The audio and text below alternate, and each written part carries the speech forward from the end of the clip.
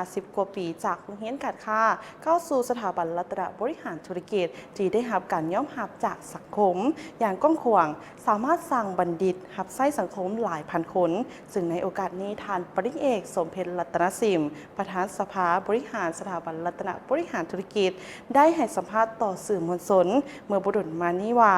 นับแต่เมื่อสร้างตั้งสถาบันมีการพัฒนาปรับปรุงอย่างต่อเนื่องโดยเหตุหน้าที่การซิดสอนทางด้านวิชาเฉพาะวิชาชีพต่างๆโดยเฉพาะโครงข่ายการบริหารธุรกิจการเงินการตลาดและภาษาต่างประเทศเอาไว้ว่าตอนนี้เราไปติดตามรับชมเป็นเสียงสัมภาษณ์ของท่านปริญญาเอกสมเพชรรัตนสิมสถาบันรัตนบริหารธุรกิจได้ถูกสร้างตั้งมาตั้งแต่1974จนมาถึงปัจจุบันผ่านมาในระยะ50 กว่าปีนะในการสร้างตั้งของสถาบันรัตนบริหารธุรกิจนี้ตั้งแต่เริ่มต้นก็เป็นโรงเรียนรัตนการค้าซึ่งมีพระบทบาทในการสอนทางด้านวิชาชีพให้แก่สังคมโดยเฉพาะเกี่ยวกับกรุงเทพพิมพ์ดีดเลขานุการหรือภาษาต่างประเทศเพราะว่าในเมื่อก่อนนั้นระบบคอมพิวเตอร์ก็ยังบ่ทันได้มีอยู่ในสปป.ลาวยังบ่ได้กว้างขวางฉะนั้นก็เลยได้ใช้พิมพ์ดีดเป็นต้นต่อแล้วก็ผ่านมาก็ได้มีการพัฒนาอย่างต่อเนื่อง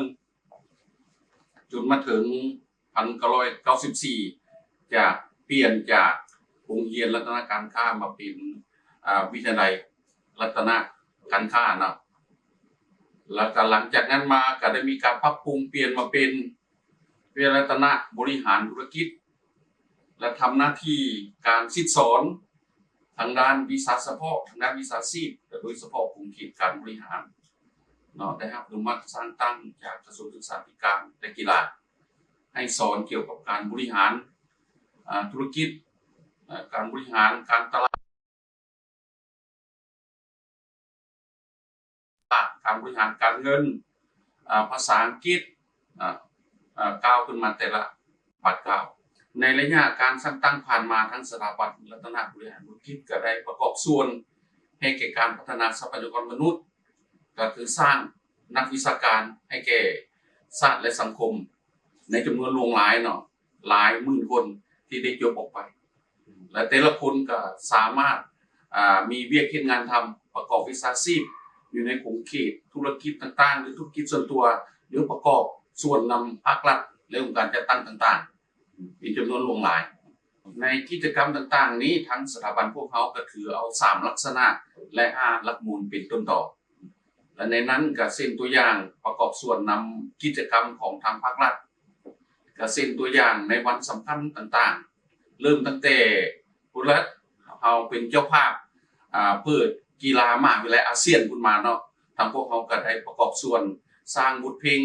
และก็บทฟ้อนเพื่อสนับสนุนให้แก่งานดังกล่าวนอกจากนั้นก็มีหลายกิจกรรมที่พ้นเด่นในการประกอบส่วนนำภาครัฐในโมนี้ก็แม่นได้สร้างกระบวนการสร้างคลิปบทเพลงและบทฟ้อนรับใช้กองประชุมอาเซียนโดยเฉพาะทางสปป.ลาวเป็นเจ้าภาพในการจัดกองประชุมอาเซียนซึ่งมีบทเพลงว่า Welcome to Lao อันนั้นก็เป็นผลงานหนึ่งและเฉพาะในระยะใหม่ๆนี้ก็แม่นได้เต้าโหมบรรดานักศึกษาในจำนวน100 กว่าชีวิตเพื่อไปประกอบส่วนให้แก่การเฉลิมฉลองวันสถาปนาสปป.ลาวครบรอบ50 ปีอยู่ในหอวัฒนธรรมเพื่อเดินแบบ50 ชนเผ่าแล้วก็แสดงการนุ่งสิ้นไหมเพวาแสดงถึงการได้รับมรดกโลกสิ้นไหมเพวาลายหน้าในการผลงานในการสร้างนักศึกษาผ่านมาปัจจุบันนี้พวกเรามีพระบทบาทในการสร้างนักศึกษาจบระดับชั้นสูงและก็ปริญญาตรีปริญญาโทที่พวกเราสร้างอยู่ในปัจจุบันและผ่านมาก็มีนักศึกษาที่จบไปหลายหมื่นคน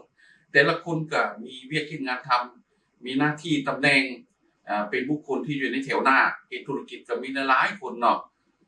หลายคนก็ไปเรียนต่อต่างประเทศอันนี้ก็คือผลงานที่ทางสถาบันได้ประกอบส่วนให้แก่ชาติและสังคมให้แก่การนำภาครัฐเนื่องในโอกาส ครบรอบ 50 ปีของการเฉลิมฉลองวันสถาปนาของสปป.ลาวของนี้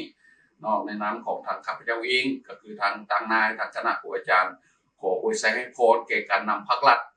ทุกท่านเนาะพร้อมด้วยทหารตำรวจและกับบรรดานักเรียนนักศึกษาและก็มวลชนทั่วประเทศจงมีสุขภาพเข้มแข็งมีอายุมั่นขวัญยืนมีความเจริญรุ่งเรืองนำพาพัฒนาประเทศชาติมีความเจริญรุ่งเรืองและการพัฒนาถาวรจากทสมที่ผ่านไปนั้นถือว่าเป็นเสียงสัมภาษณ์ของทานปริญญาเอกสมเพชรรัตนศิลป์ที่เพิ่นก็ได้มีการกล่าวอวยพรแล้วก็กล่าวถึงสถาบันรัตนบริหารธุรกิจที่ว่ามีการขยายสืบโตกันมาจนถึงปัจจุบันนี้เองทั้งสม